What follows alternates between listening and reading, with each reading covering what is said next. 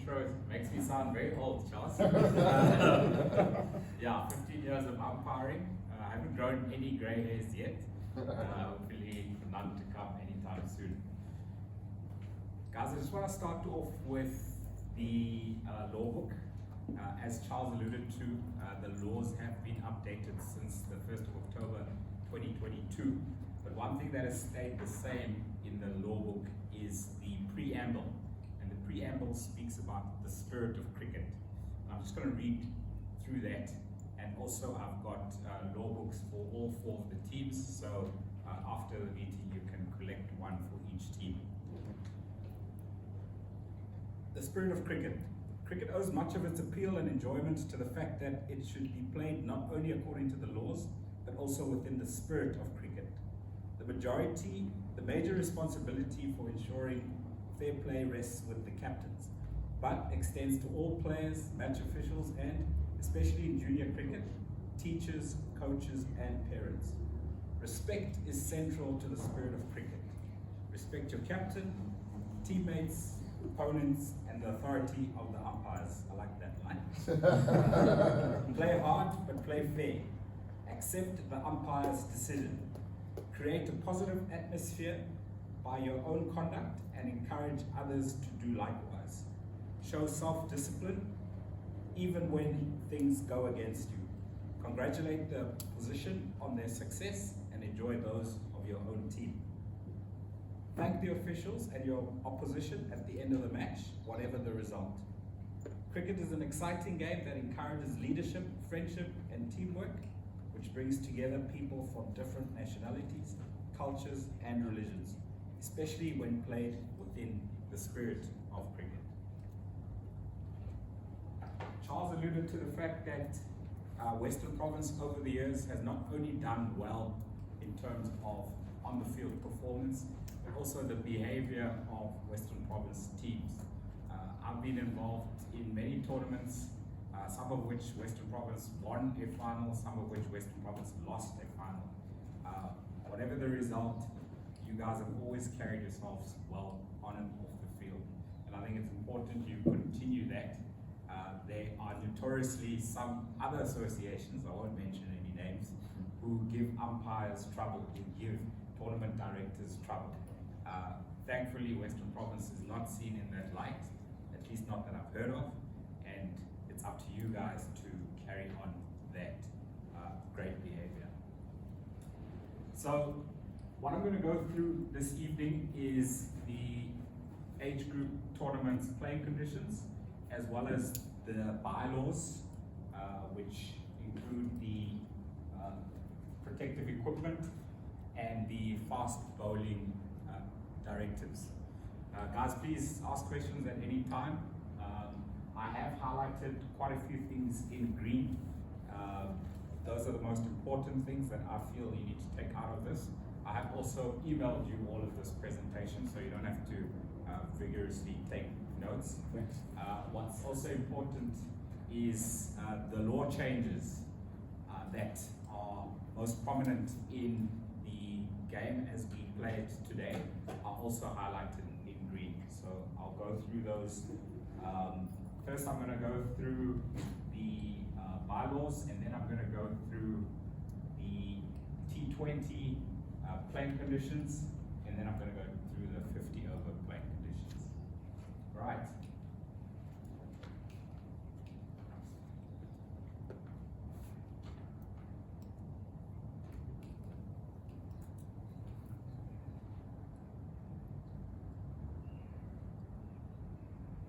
Fast bowling directives. Sorry, this doesn't seem to come through.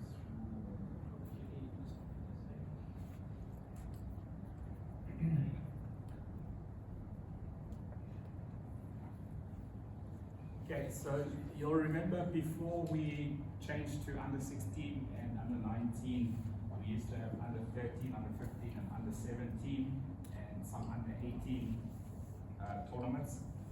Now, I'm not sure, Charles, maybe you can come in here, I'm not sure what they've done for under 16. Is it linked to under 15's maximum spell, or is it linked to under 17? It'll the combination of the two, but I would say they'll stick to the under 17. I would imagine it's going to be maximum spell of 6 overs for under 16s and 6 overs for under 19s. That is obviously in 50 over cricket. In 20 over cricket, maximum is 4 overs per bowler. Maximum overs per day does not count anymore. This is when we used to play time cricket. Thankfully, they've done away with that. Nobody liked time cricket. Hardly anybody understood time cricket. So we only need to focus on maximum overs per spell.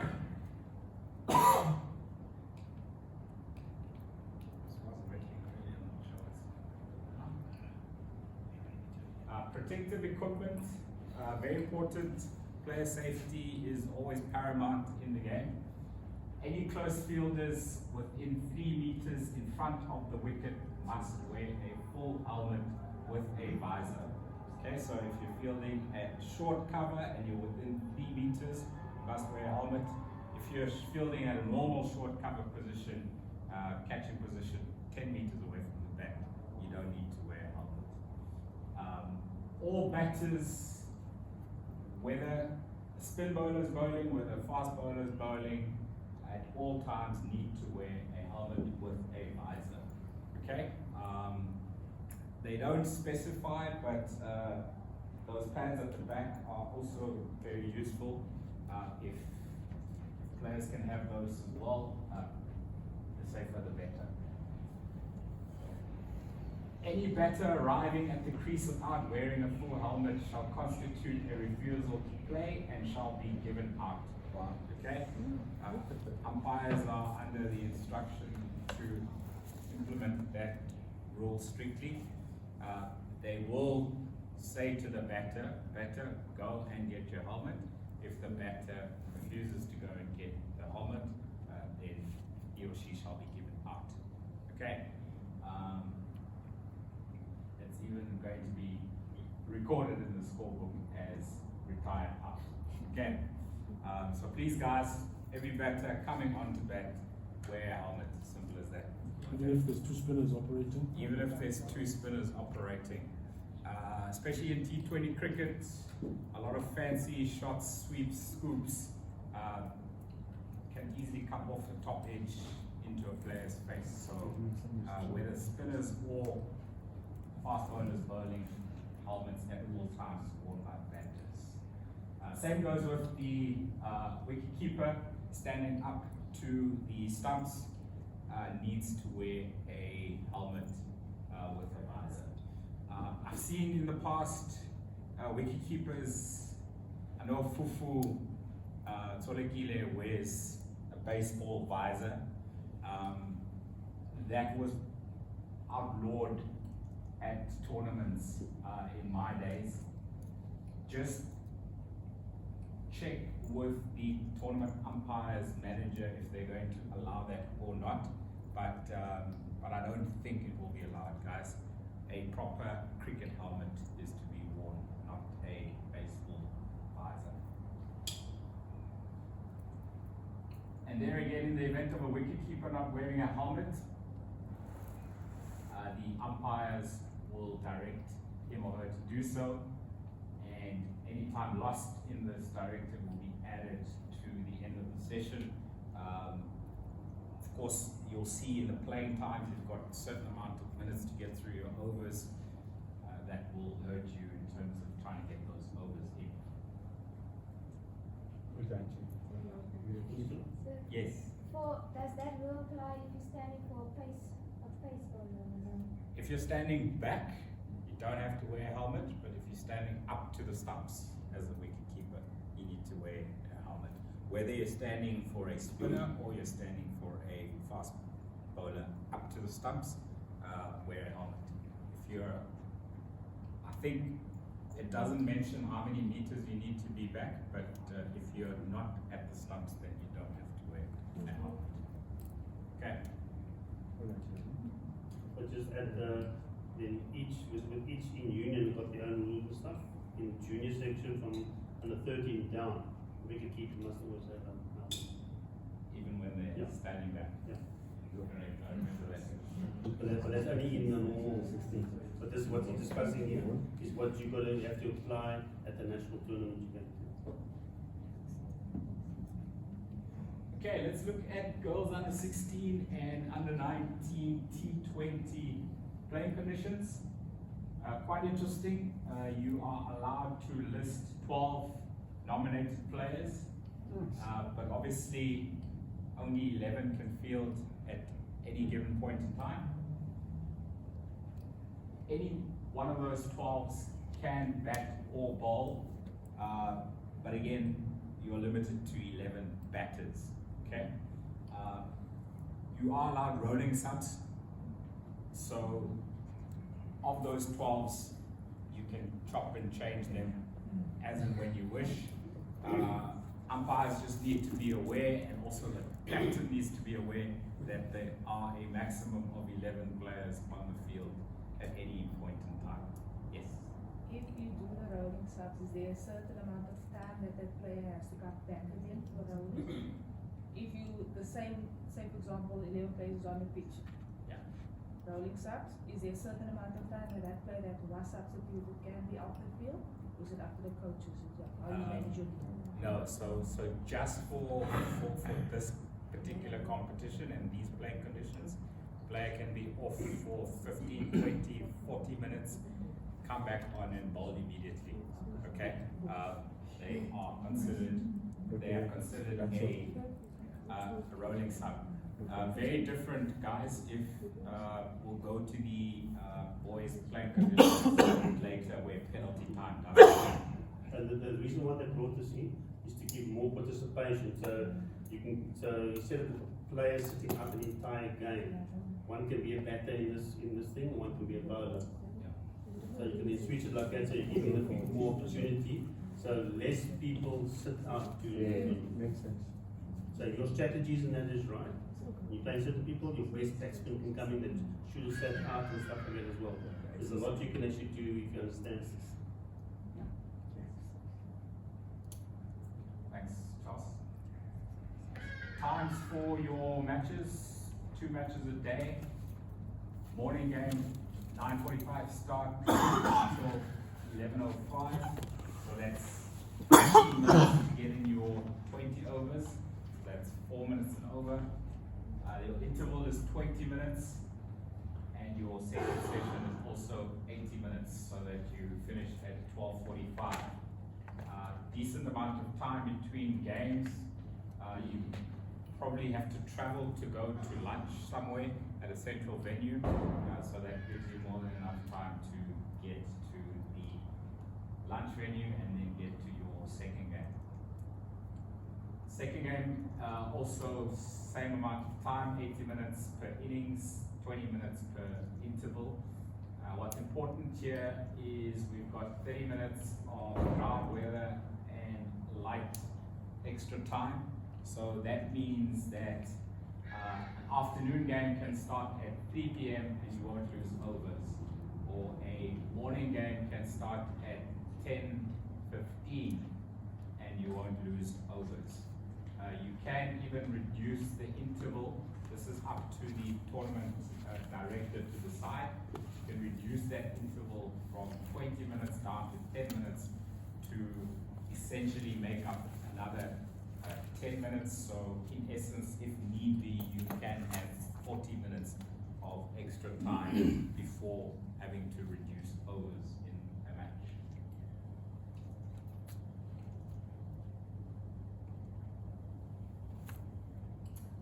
If a match is reduced, we need to have a minimum of 5 overs available to both sides. And if there is a reduction of overs, then that maximum of 4 overs per bowler also gets reduced accordingly.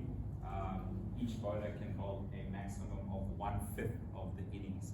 So if it's a 10 over per side game, then you will be allowed to bowl a maximum of 2 overs per bowler. You do get a little bit of extra time if you take wickets number 6, 7, 8, and 9. Remember I told you you've got 80 minutes to bowl your 20 overs, but because obviously wickets take up time, you get allowances for 6, 7, 8, and 9. So essentially you can take up to 84 minutes to bowl your 20 overs if you have the opposition 9 wickets down.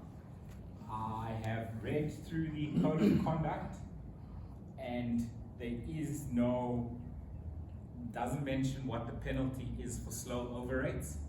I think maybe the tournament directors will let you guys know before the start of the tournament. Usually at club cricket it's a 1-point deduction, and international cricket you bring a fielder into the ring. So I'm not sure what they're going to do for your respective tournaments. Something for you to clear up before the tournament starts.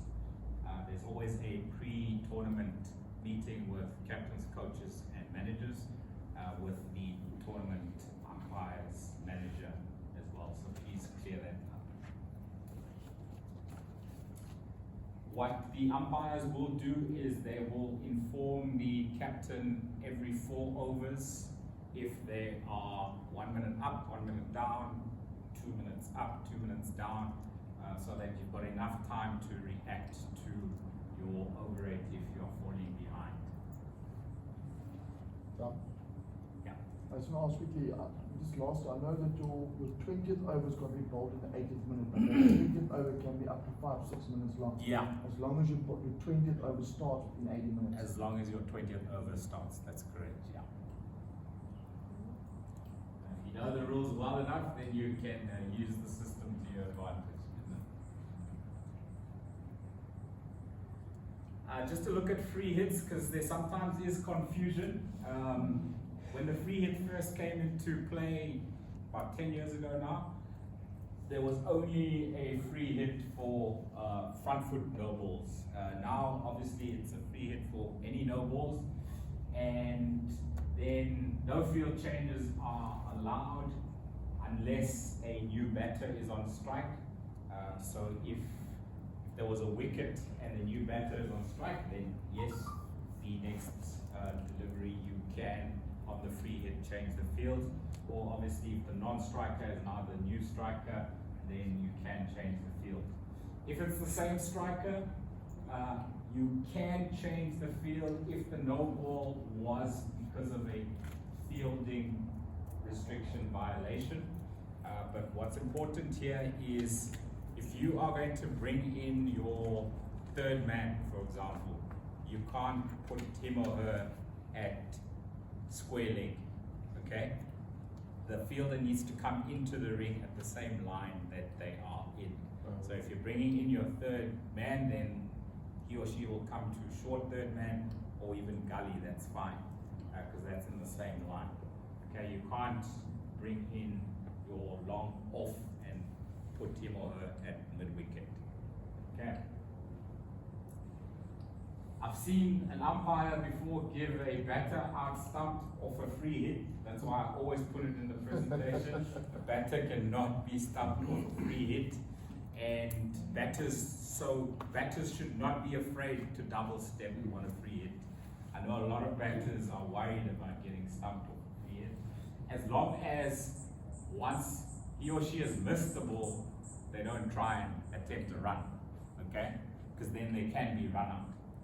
If you're not attempting a run, you can't be out-stumped. Yes, Charles? Advice to the captains that are on the field. Say something like this does happen with a batting or whatever. How do they approach the umpire? Would they just take their decision and leave? Or just advice around I think maybe the best thing to do would be before the free hit is bowled, for the batter just to check with the square leg umpire, because the square leg umpire adjudicates stumpings. Can I be stumped off a free hit? Answer is hopefully no. And rather put the answer in his mouth and says, umpire cannot be stumped over free hit. But it's not, but how you approach, it's all asking, Yeah. how do you approach the umpire? Yeah. That you don't get into trouble, that's not one. Yeah. That's so- why to the captains and the vice captains. Yeah, so I'd suggest, you know, square leg is usually 25 meters away. Just walk towards him or her, and just ask, I can't be stumped off a free hit, right? Yes. Walk back, and then just double step your back away. That's important that the players and everything understand this as well. Yeah. Another interesting one that not a lot of people know is a bowler may change his or her mode of delivery for a free hit. So if you are bowling over the wicket and you bowled a no ball, same striker, so the field can't change, but you decide you've got a better chance of restricting the batter from around the wicket, you can come around the wicket for a free hit. But of course you need to inform the umpire so that he or she can inform the batter on strike. Okay, so you can change your mode of delivery on a free hit.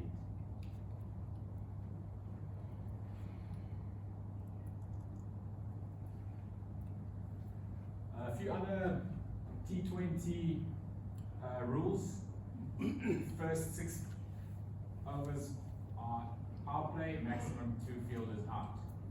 One bouncer over shoulder height allowed per over.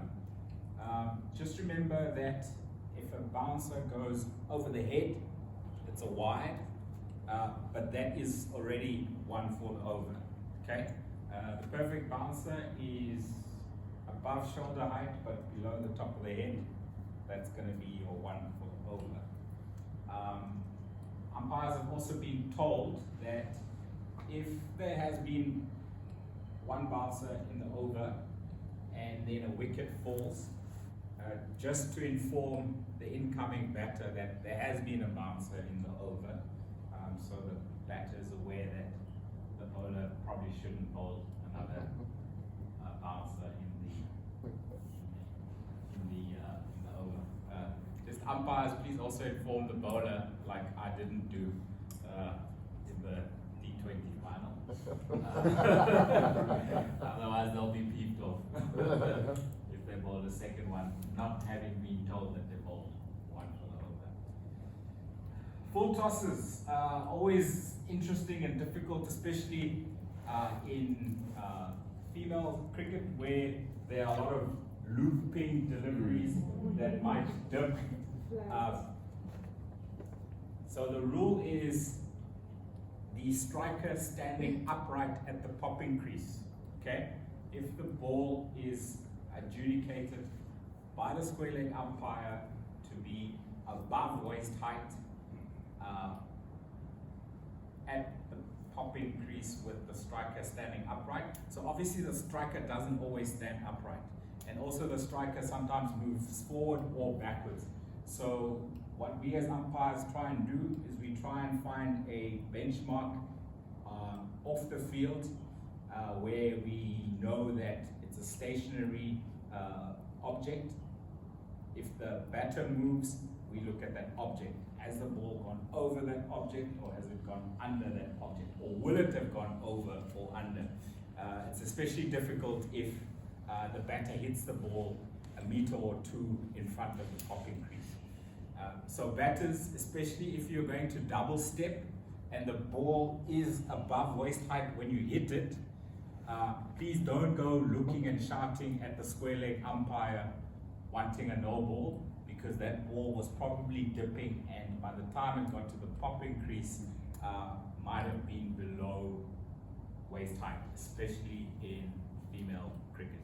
Okay, the umpires are well versed in how to judge that call, and also they've been told that the tight ones they actually give. Okay, so if you don't give it, guys, so if you don't get a no ball as a batter, guys, just know that it wasn't as tight as you think it was, especially if you were 2 or 3 meters outside of your crease. Right, so this is one of the new laws. If a batter is caught, the incoming batter will be on strike, whether they crossed or not. Okay. Obviously, if it's the end of the over, then the batter who's not out will be on strike for the start of the new over. But there is no crossing when a batter is caught. Okay. The use of saliva on the ball is prohibited. Right, so this obviously came in during COVID. COVID came and went. This is now a law that will remain for the foreseeable future. Spin bowlers, I find, are still in the habit just before they bowl, sometimes for grip, sometimes for shining. They are most guilty of still using saliva. So when it was a COVID playing condition, you used to get a first and final team warning, and then if you did it again, it was 5 penalty runs to the batting side. Now it's not a COVID playing condition, it's now just part of the laws under changing the condition of the ball. Okay, it's considered ball tampering.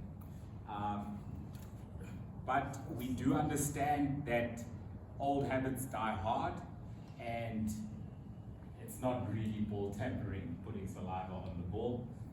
So the umpires will give you fair warning, but just guys, after the third warning, then action will start to have been taken. Okay, just work with the umpires there as a team and as a captain. Yes. The spinner does use his saliva for grip purposes, not for shining purposes. Is that right? No, not allowed. You can use your sweat. Okay. If you need sweat, go to your player who sweats a lot. Guys, unfortunately, saliva is not allowed. It doesn't say whether it's for shining. Can I ask you, what is worse, saliva or sweat? I didn't make the No, you don't make the law. I particularly don't agree with it. I think it's just making. Stupid rule, I think. I think it's just making our lives more difficult. So yeah, I'm not going to entertain or defend. There's a lot more bacteria in the mouth. I tell you what, if I put sunscreen on the hole, Yeah. what is worse, saliva or sunscreen? Stupid rule. I'm with you. Yeah, I'm hoping. What often happens, guys, with these laws is they're put in and they realize that it's actually not worth the trouble, and hopefully next season will a little bit later. Sometimes they're a bit slow to react, but I think this one won't last too long, hopefully. Now, for this really depends on where you are.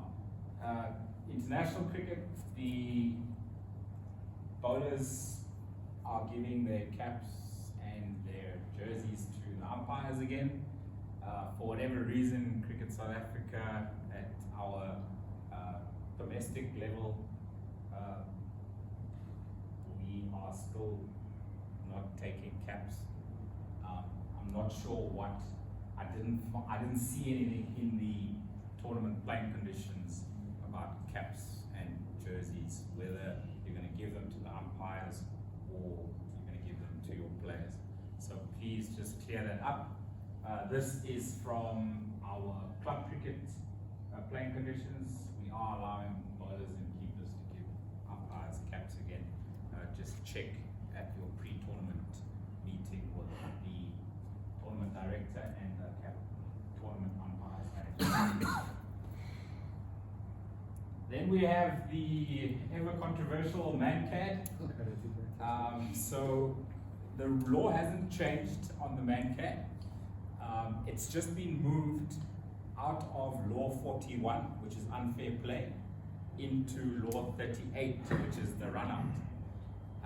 So what that is doing is it's saying that it's now just a normal run-out, okay? It's not dodgy, it's not unfair play is part of a normal game of cricket.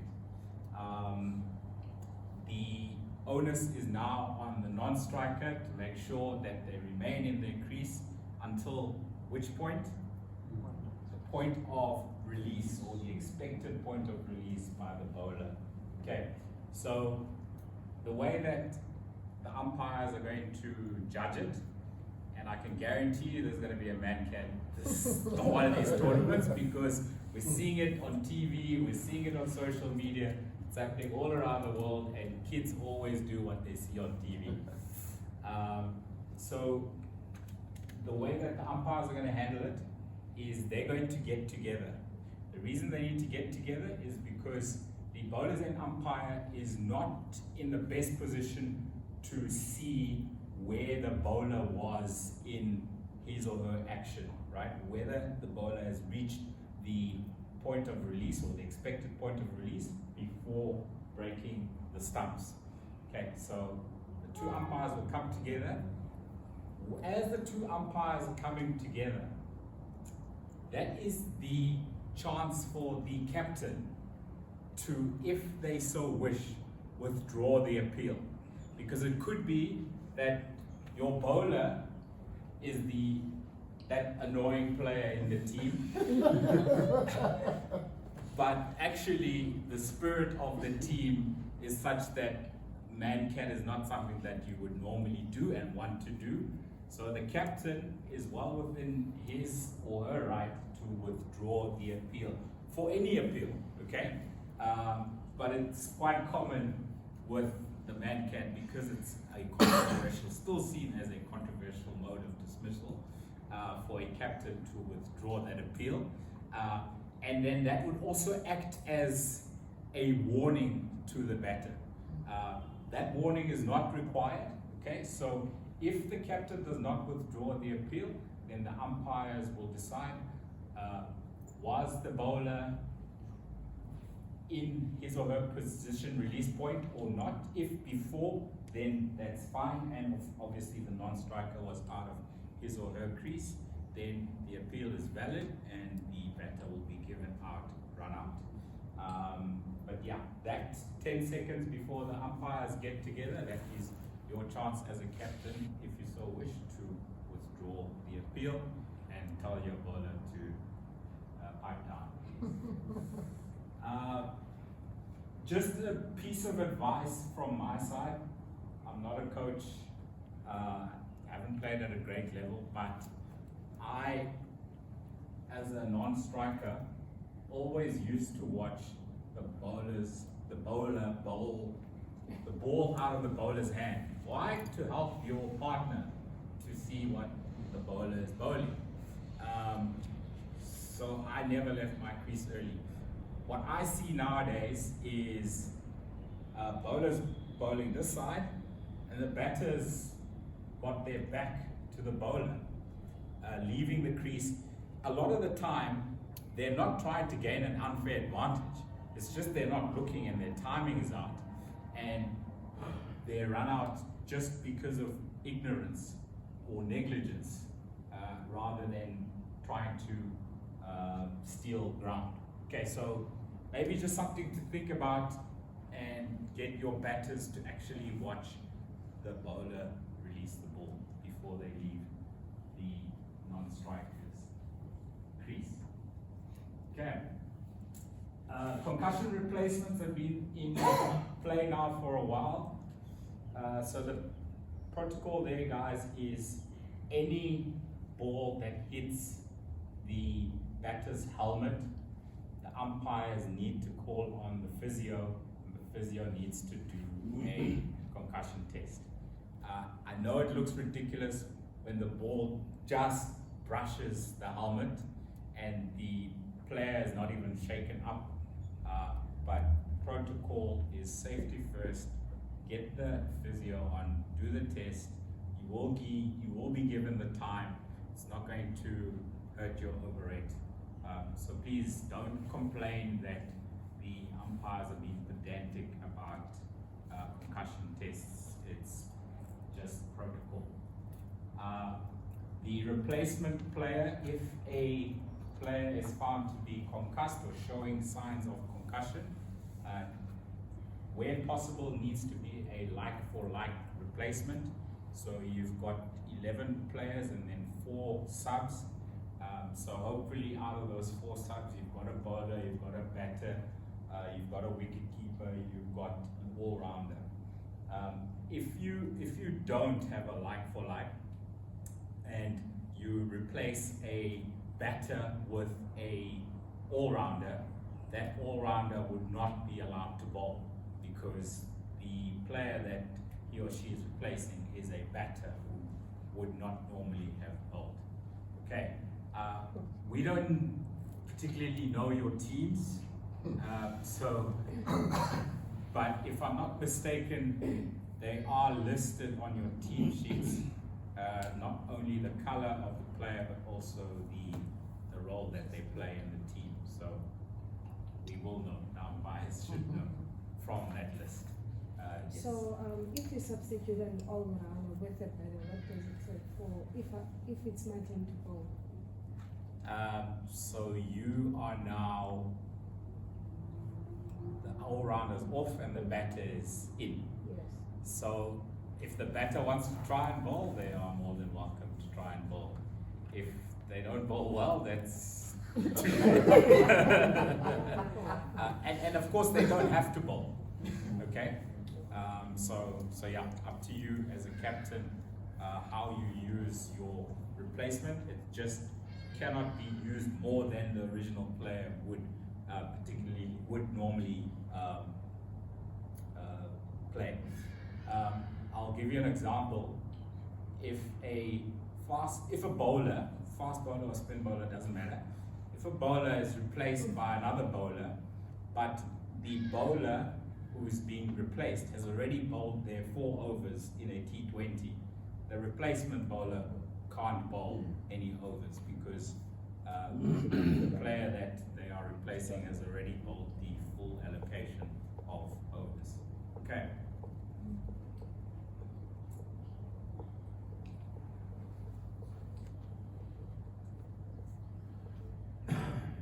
T20 super over. Obviously, if a match is tied, we're going to have a super over, and it needs to commence 10 minutes after the conclusion of the main match. It will take place on the same pitch that the main match was played. Any of the 12 players who played in the match can bat or bowl. When super overs first started, you needed to nominate your 3 batters and your bowler in writing. You don't need to do so anymore. You can just have the batters up and warm the bowler up to bowl. What's important is you'll see that we are allowed a maximum of 3 super overs. So if your first super over is tied, you play a third super over. If second super over is tied, you play a third super over. If your third super over is tied, then it's a tie. You can't go further than that. But something that you might not know is if a bowler bowls in the first super over, they may not bowl in the second or the third super over. The 2 batters who bat in the first super over cannot bat in the second or the third super over. Okay, so just one thing to remember about the super over. Selection of balls, you may select from the selection of spare balls, any ball including any of the 2 balls which were used in the match. You cannot, however, select a new ball for the super over. And then I'm sure you all know the team who batted second in the main match will bat first in the super over, in the first super over. And then if you have a second super over, the team that batted second in the first super over will bat first in the second super over. Okay, so basically you're going to have 2 innings in a row as a batting side from the match to the super over to the second super over to the third super over.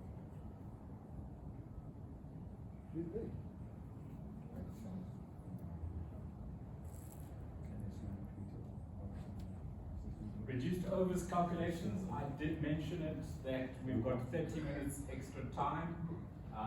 So once it's gone over 30 minutes of rain, then we ask the tournament director if we can reduce the interval for an extra 10 minutes. The overs will be reduced at a rate of 15 overs per hour, which is 4 minutes per over.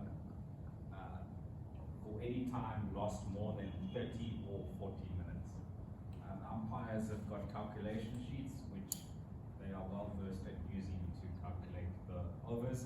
And of course, the target will be determined using Duckworth-Lewis Stern. Just remember that you will get a par score, and you need to score one more than the par score to win the game. Okay? Archer and Sean Pollock will tell you all. Are you able to share those calculations, how it's done with the teams?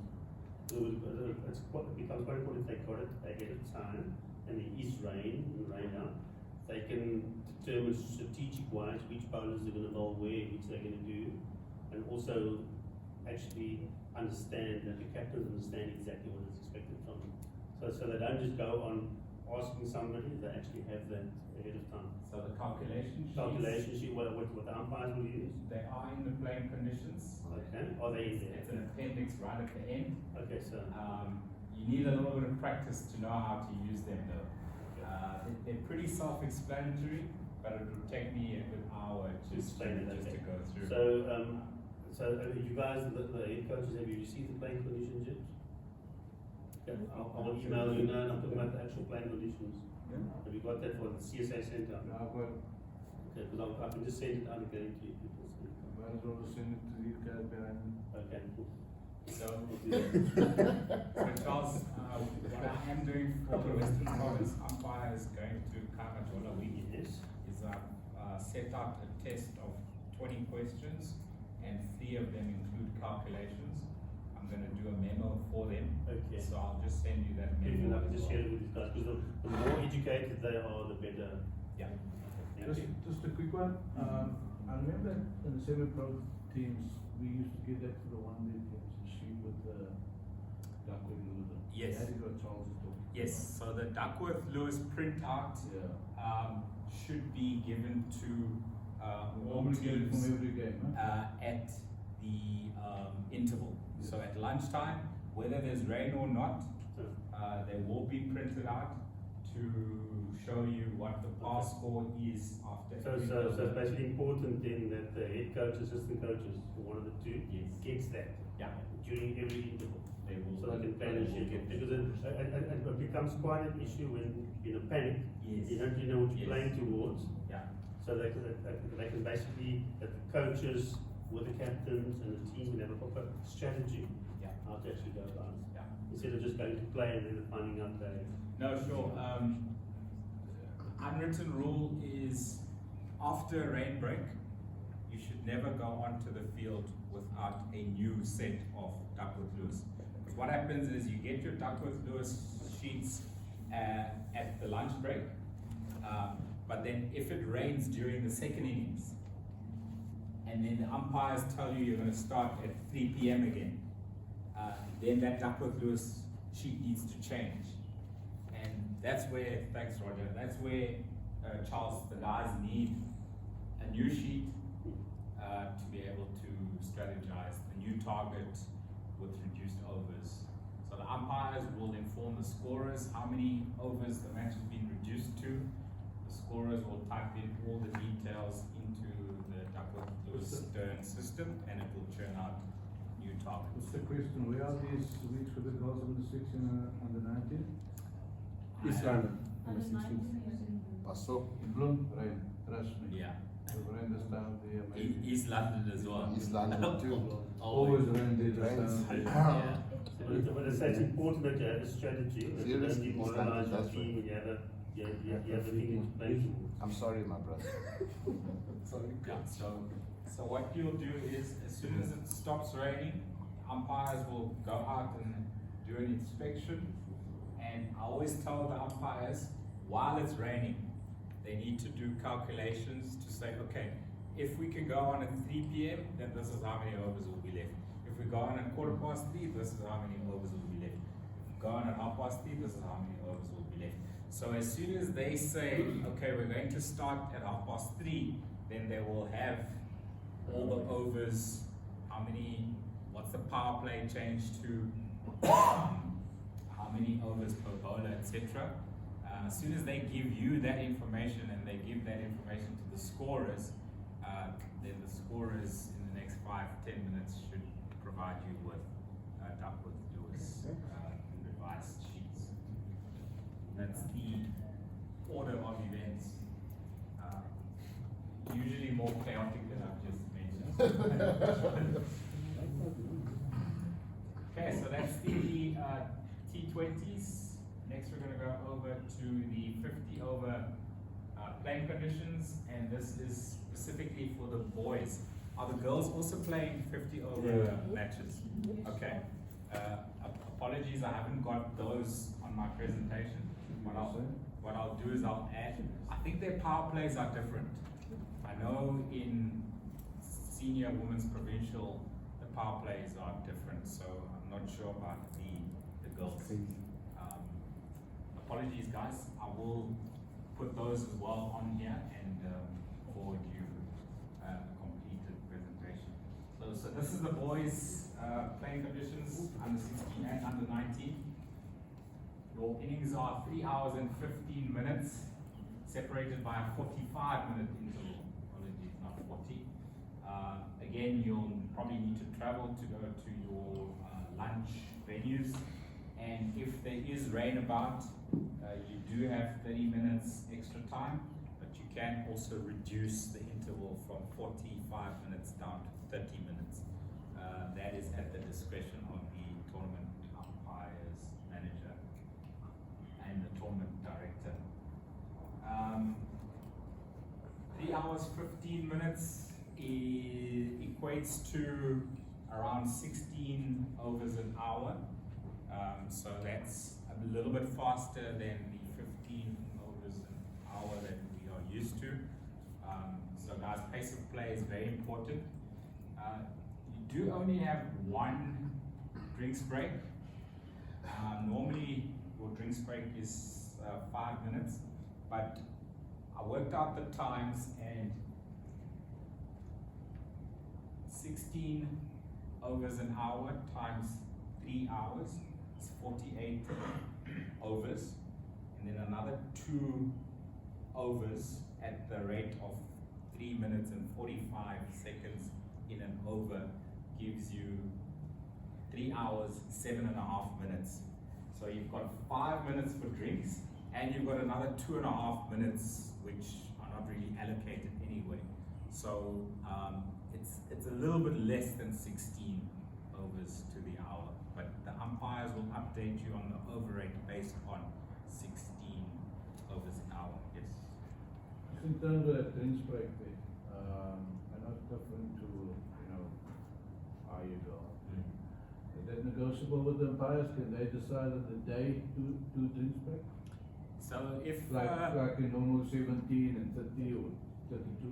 if you're playing in Paarl or Stellenbosch and it's supposed to be 35 degrees, but the real feel is 45 degrees, then they definitely will. That will be agreed at the toss. Okay, so we won't change it halfway through the match, and it's important that I think you as a team of umpires agree that with your tournament umpires manager to say if it's 33 degrees plus, then we have 2 drinks breaks. I did take it up with Godwin, and he said at the meeting with the coaches and before the day one, they will decide on it. Okay, cool, perfect. So it definitely 2 drinks breaks instead of 1. Yeah, look, there's enough time to have 2 drinks breaks. Like I said, there's 2.5 minutes unallocated really. So you could have 2 drinks breaks of 4 minutes each. For me, that would work out perfectly.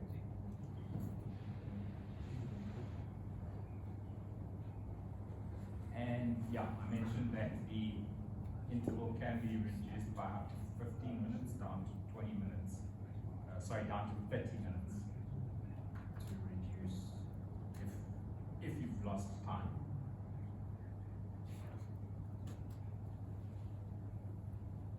$50 overs per side.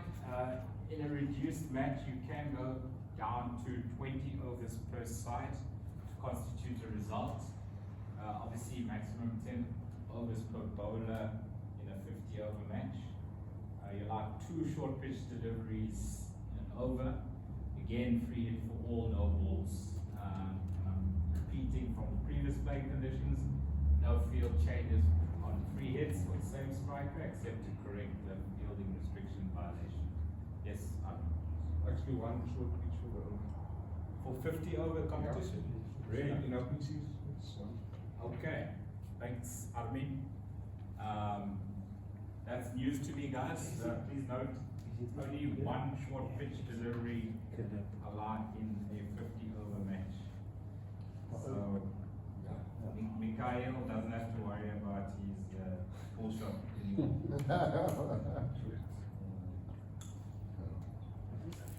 Thanks to Armin.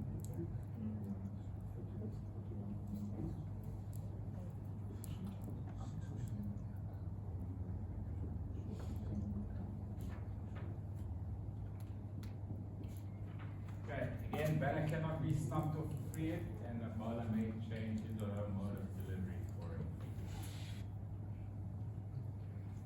Power plays have been the same for men's competition for a while now.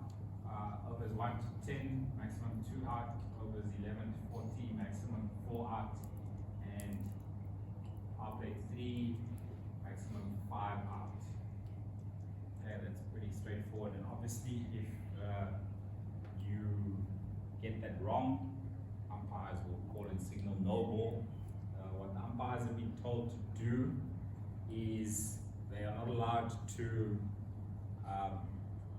verbally help you out, because they could help side in the morning out, and then in the afternoon they miss it, and then it looks like they're favoring the fielding side from the morning. So what they'll do is, if they see that there's a fielding restriction violation, they'll just put their arm out and they will look like they're counting the fielders. That, for you as a captain, should be a sign that something's wrong. If after 10 seconds you still haven't figured it out, they're going to put their arm down and let you bowl and call no ball. Okay, so there's a little tip for you guys. If the umpire's arm is out, there's something wrong. And he's counting. Yeah, kandidaat te slow. Okay, so we also have super overs in 50 over cricket for this competition. If there's a tie, exactly the same as described earlier, you can play up to 3 super overs, and your batters, if they bat in the first super over, can't bat in the second or the third. Same with your bowlers. What's important, guys, here is this time. Okay, please, it's not a lunch break. You need to get in your huddle, decide who's batting, pad up, and off you go. Okay, that 10 minutes actually goes very quickly.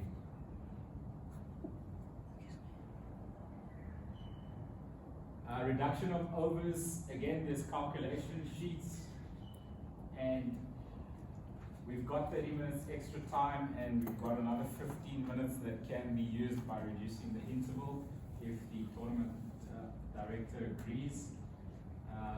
What's different here is that it's 16 overs per hour, so it's 3 minutes 45 seconds per over in terms of the reduction of overs. Quick one there. Yeah. Just in terms of what is the punishment for Slow over it. slow? It's not in the code of conduct, so I don't know. It is. It is captain suspension. Is it Yes, captain? it is in the code of conduct. So I circulated it. Okay. So where the and it depends with the other umpires, obviously, at what level and how the severity of Yes, it is. yes. But it can be forwarded, and yeah, it's a suspension if it is complete. Let's say 20 minutes out, something Yeah. ridiculous like that. Okay. Captain falls. Next game out. Yeah. I had that as well. Yeah. Okay. You write a report to your tournament manager, you as an umpire, Okay. and they will take it to the management meeting for that specific team, and the captain will be suspended for the next game. Okay. That same night is that same. Yeah, that same night, I remember those. There's no rules. Thanks, guys. I look for it, I didn't see it, I must be looking at the wrong place. Sorry, Tom. Yes. So just on that point, I think it's very important that we should be make note of any stimulus time. Yes. Okay, so that not that we're trying to help him not get the captain suspended, okay, for the next match, but just for our sake as well. Yeah, just to be fair to the fielding side, Yeah. if there's an injury to any player, Sure. if the batters ask for a drink outside of the drinks break, change of gloves, ball retrieval is one that we often miss as umpires. If a fielder has to go off the field to retrieve the ball more than 2 meters beyond the boundary, give them some time. That's Yeah, I was about to say, in high scoring games, so if you Yes. find a game that's high scoring, 350, 400, Yeah. you can be overtime because guess what? You're fetching. Yeah. So that's obviously, so that is mitigated. So if I've got to go in the afternoon in that management meeting to try and explain, if it was a very high scoring game Yeah. and we were fetching balls over embankments and boys are, it's a mitigating factor. Yeah, correct. So the umpires, when they write down the time allowances, they write down not just the amount of time, but what the time is for. Yeah. So at the end of the innings, they can say, we gave you 8 minutes for ball retrieval. We gave you 2 minutes for the player injury. We gave you 3 minutes for gloves and batters taking drinks. Because if they need to charge a captain, and for the captain to be suspended, they need to have all that evidence. And also when they informed the captain. So at 50 over level, we need to inform the captains after every 5 overs how many minutes up or down they are. Okay, and again, you need to start the last over at 13:05 or 1300, sorry. But it does not be told the captains just make a habit of asking how many am I in front or behind. Just a quick one, Tom. Changing of gloves.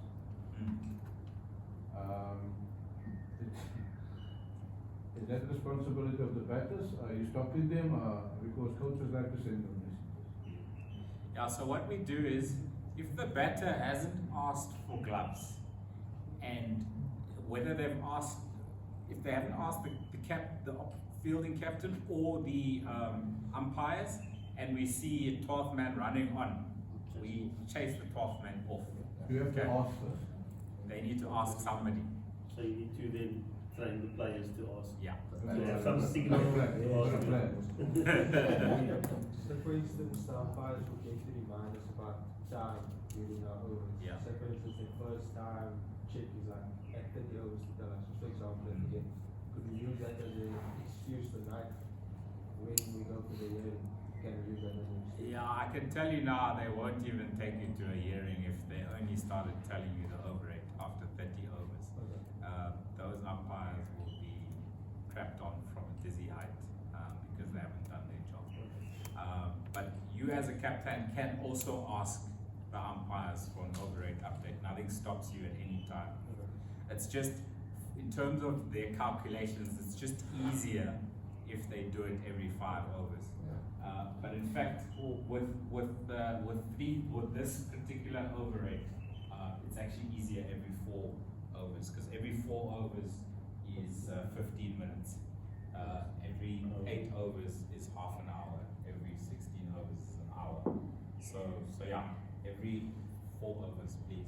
Umpires, yes. I just think, I mean, last year there's something creeping into the game where your top sides as batters are taking a lot longer in the conversation. To put you under pressure to make, so when you've got less time you have to make decisions under pressure. And for me, that wasn't monitored last year. Okay. So, you know, the bowling side is ready and the batters are still open for conversation. Because back in when you need to slow the game somewhat down, you don't have the time, and for me it becomes a rush. And that to me wasn't monitored well.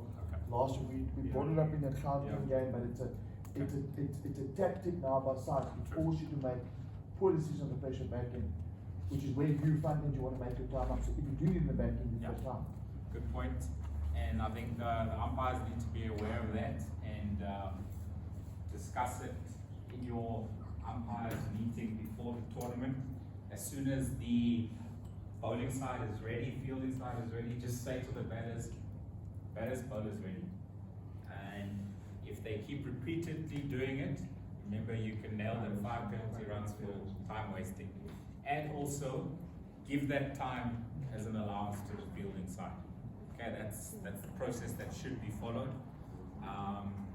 Sometimes it's difficult to see whether it's a tactic or not, but I know the likes of Northerns. I didn't know Gauteng was. Gauteng use color cones, so they can't see the cones in the dugout. So they're busy looking around for the color cones on the field. Good point. All kinds of fun and games.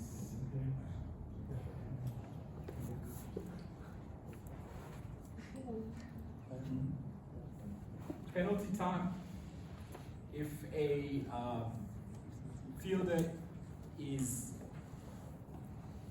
ill or has an internal injury, so an internal injury will be a hamstring strain, groin muscle going, he can go off the field, will be allowed a substitute. If he or she is off for more than 8 minutes, then penalty time kicks in. So if he or she comes back after 10 minutes, then they will need to be back on the field for 10 minutes before they can bowl again. Okay. If it's an external blow, then they can be off the field for as long as treatment is required. When they come back on, then they can bowl immediately. So an external blow is anything that you see happening on the field where perhaps a ball hits a fielder's finger and that finger needs treatment. We will have seen it happen where two fielders collide and one of the fielders needs, or both of the fielders need treatments. That's an external blow. If a fielder takes a catch or is trying to field and hits the advertising boards, that's also an external blow. So anything where the ball hits the fielder or the fielder has impact with another fielder or the ground is an external blow. And a lot of the time, if blood is coming out, then it's an external blow. What isn't an external blow is if your nose is bleeding just from heat stroke, for example. Unfortunately, you'll have to serve penalty time if you go off the field for that. Just clarify quickly, now at North-South, where the incident where he got hit, an extra cover, ball went through him on the chest, 13th over, didn't take the field again, and then went to open the bat, and they wouldn't allow to open the bat. Jeez, That's Northern umpires, fully official Northern. Wouldn't allow him to open the bat. And that's also external blow on the field of play. Would not allow him to open it. It was a 20-minute fight to get him on that park. No, that's 100% external blow. Maybe, did he go off immediately? As it They happened? instructed us to take him off. Okay. And have an assessment. Yeah. But got cleared and would not allow him to open the bat. Yeah, that was poorly handled by the umpires, I'm afraid to say. That is by definition an external blow. Just on that question, normally the third umpire or the fourth official, on field, I don't know if there's not going to be third umpires at the tournament, so there's not going to be a fixed third umpire, but you go see. So Lawrence told me you go see if it's there, he's having treatment, or if he is just having a comfort rate. Yes. No, but he was instructed off. Yeah, but like I say, there is not another umpire that's going to be at the tournament to go check if he's seeing treatment or if he's still just sitting there for a comfort break. If he is doing that, then that substitute needs to come off, or he has to take the field in the evening.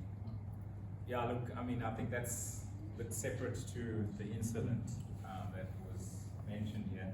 That was definitely an external blow. But what Ivan is saying is, if you're off the field for treatment as a player, you need to come back on once that treatment is done. Okay, no lazing about and catching children's shame.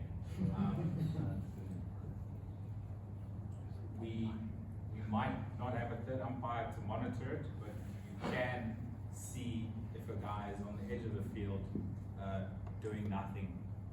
So these guys, get your players back on as soon as they are fit to play. Yeah, so if a fielder came back onto the field, served only 30 minutes of an hour of penalty time, and now it's time for them to start batting, then you will still need to serve another 30 minutes before he can bat, or the team is 5 wickets down, whichever comes first. But like I say, if it was an external blow, he should have been able to bat from the start. Yeah, that was. I don't want to know who the umpires were. I won't ask. Tactics. Tactics. Now then we have the laws again that have come into play. No crossing when a batter is out caught. The use of saliva is prohibited. But all other COVID restrictions are lifted. The man-cat guys, please don't be involved in the man-cat. Make sure you stay in your cage as a batter. And as a bowler, we had it in the T20 final where Tsepon Tuli faked to man-cat. Was it you, Mika? Was it you? He faked to man-cat because the batter was out of his crease. And if he had actually taken the bails off, I would have had to have given that batter out. Okay, so just make sure that you're in your crease as a non-striker, guys. Simple as that. And as a bowler, yeah, you decide what you want to do. That is it from my side this evening, guys. I'd like to take this opportunity to wish you all the best of luck for your tournament. If there are any questions, just one lightning. Yes, that's one. Just the 19. Things that are lightning that always become one of them. Especially when you have things, they use it in the next. Too much on the 19 girls. Carry on. Sorry, Charles? Lightning, just to understand the rules around lightning and how they can monitor it themselves. There's normally apps that you can see lightning, especially when you're up in the counting environment and how that impacts on the game. Good point. So we've got a 30 seconds and 30-minute rule when it comes to lightning. So the rule is if you see a bolt of lightning as an umpire or a player, and the thunder crashes within 30 seconds, then you know it's close, and you go off. And then we need to wait for 30 minutes before we can go back on.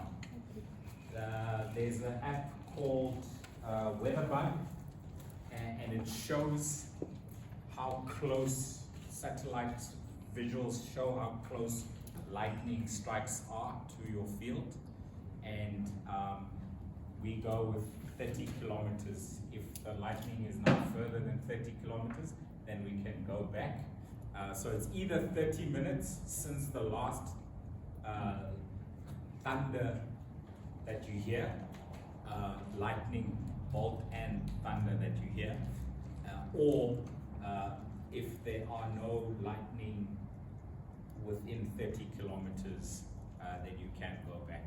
Because sometimes it is an isolated bolt from the blue, where it's pointless to still wait another 30 minutes because there was just one cloud and it happened to happen there, but then it's gone afterwards, soon afterwards. Yes, Marla. Tom, can you just explain to me, going back to the bowling directive, it's a maximum of 6 overs as well. Yes. If they bowl less, and just explain to me how long do they have to wait? Right, the break in between. Yeah, so if you're an opening bowler, and you're a fast bowler, and again, there's always a little bit of contention as to what is a fast bowler and what is not a fast bowler, because Mika might be able to stand up to a medium pacer, but by definition, this was back in my tournament days. I don't know if it's changed. Just check with the tournament director. By definition, if a bowler is bowling seam up, that is considered a part of the fast bowling directives. Okay. So if the opening bowler bowls 5 overs instead of the 6 that they allowed in their spell, they need to wait for 5 overs to be bowled from the end that they bowled before they can bowl again. So that'll be basically after you've bowled your 5, it will be either 9 or 10 overs bowled. You've got to wait another 10 overs, so you can bowl again over number 20. Okay. The umpires have a way of checking, and the best thing to do is when a bowler completes their spell, then quickly calculate when they can next bowl and inform the captain or inform that bowler when they can next bowl. What you can do as a bowler is you can switch ends. You can bowl 3 overs from one end, and then the next over that you can bowl from the other end. So it won't be the 7th over, but it will be the 9th over. You can bowl from the other end. Then that is seen to be a continuation of that spell. And of course, you'll only be allowed to bowl 3 from that side because 3 plus 3 is 6. Okay, does that make sense? And just one more comment from my side, especially to the managers of sides. You are responsible ultimately for the discipline on and off the field, even that of the coaches. And also get that agreement to understand between you and the coaches that you don't interfere in their job, they don't interfere in your job. And one of the biggest issues you're going to have as the manager, you are not in a position to not give any player any form of medication, anything like even if it's a Panada, don't. And anybody that's in your team that is going to the tournament, make sure whatever medication they're taking with, they've got a prescription for. Because they come and decide and water, that's what you test, and it comes back horribly on the play. So you need to then communicate to the parents that they be upfront with you, that you keep a record of who's on what specific medication. People can have asthma or whatever like that. It is prescribed and everything like that, so you're aware of it. If something happens, you can say, no, this is proper prescription or whatever. Do not encourage your players to take vitamin things and everything like that to give them extra boost and stuff. So that's not part of the fair play process. That's becoming tighter and tighter. Yes, Victor? I'll give you an example of something that you just said now. Kleinans now were in, when was it? At Kersney, 2008. One of the Zimbabwean players was rolling around on the ground. He was in pain. So we looked for Prosper. Prosper Tsayo was their coach. Prosper nowhere to be found. No management to be found. No assistant to be found. The boy is dying. Okay, when I say dying, he was rolling around on the ground, literally. So we had to help him. What I'm saying, we had to help him. So I understand the rules. We can't administer because I'm not a medical practitioner. I get it. So we went, and I know it's not the rules, I know. Took our medical aid kit, we looked for a pain block there, and they said, you take it. You take the pain block yourself, because I cannot give it to you. Yeah. It's available there. Whether you take it or not, yeah, it's available there. Take it yourself and sort yourself out. But you are going to find yourselves in very, very difficult positions where my first call is to look for the manager. Where's Prosper? Where's everybody else? Nowhere to be seen. Now, when you bench, you neglect him and say, oh, I'm not a doctor. So, cheers, man. There's supposed to be a first aid medical at every game. Yeah, it wasn't, it was after, post. Yeah. So we're at the hostel now and everybody's in, it's a difficult one, but yeah, but if something goes wrong and that kid dies in it, you can have a civil case against you. So I understand. Just warning you. I understand. Also, you need to then bring over the WADA stuff to your players about taking supplements and stuff like that. So you need to rather have a proper diet than take supplements. Because it can ruin the player's future. Charles, sorry, just something that I forgot to mention, guys. I'm not sure how strictly it's going to be monitored by the umpires, but Mika will tell you we had an incident in the CSA T20 Division 2 final where SA under 19 was docked 5 penalty runs for mismanagement of the ball. It's something that hasn't previously been policed at this level, and that's why the boys probably were as bad as they were with managing the ball. So the theory behind it is that sides try to rough up one side of the ball so that they can get reverse swing. Intentionally or not, it's not allowed, okay? So throws coming in from the boundary, only one bounce is allowed, and then throws in the circle, no bounce allowed unless there's a chance of a run out, okay? And then the habit that a lot of players do is pick up the ball, have a look which side is the rough side, turn it so that when the throw comes in from the boundary, that one bounce that is allowed is on the rough side. Guys, that's not allowed. That is the definition of ball tampering. Okay. I know Roger was reserve first swing expert back in his days.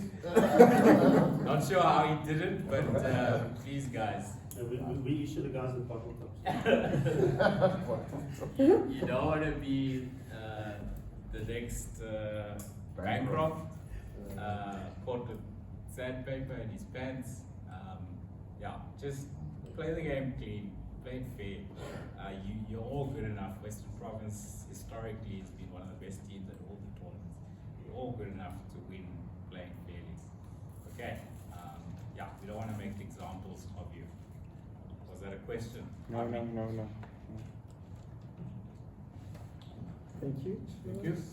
Right. Tom, thank you so much. Are you talking about Tom, from our side, we just want to say thank you for availing yourself to be here tonight, for having a discussion with all of us before the tournament.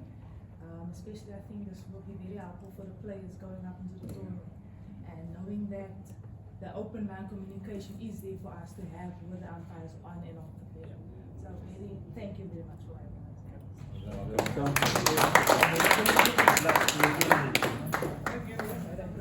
Thank you.